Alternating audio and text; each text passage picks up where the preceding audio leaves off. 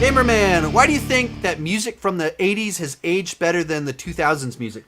Well, I don't know that it's necessarily aged better, but 80s culture, I think because it was so flashy, goofy, fun, synth, hair metal, over the top, it always kind of had this 80s.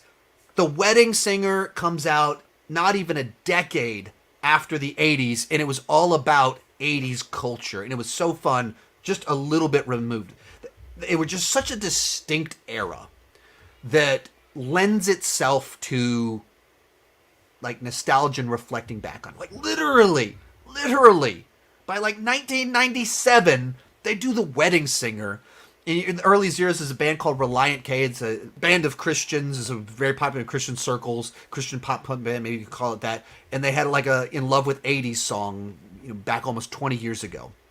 And it's all about this, pink tuxes to the prom and all these distinct things.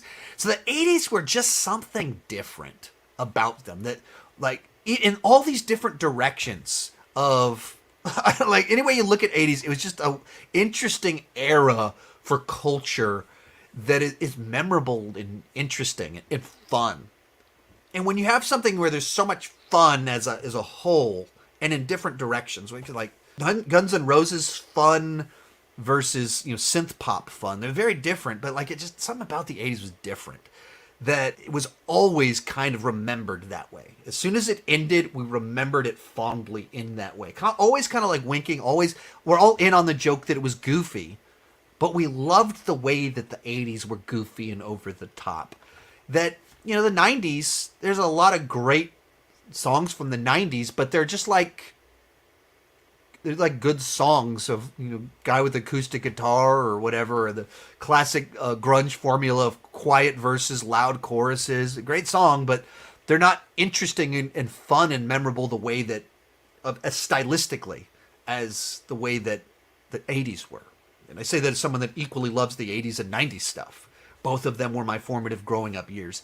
So when you get to the zeros, it's kind of the same idea. And I think, some of the goofiness of the, like stuff like Lifehouse was very much a follow-up to it's very much late 90s crossover. Nickelback, very much a follow-up to its late 90s 2.0. Some of the more distinctive stuff, I don't, like, the nu metal, the rap rock, Limp Bizkit, Korn, stuff like that.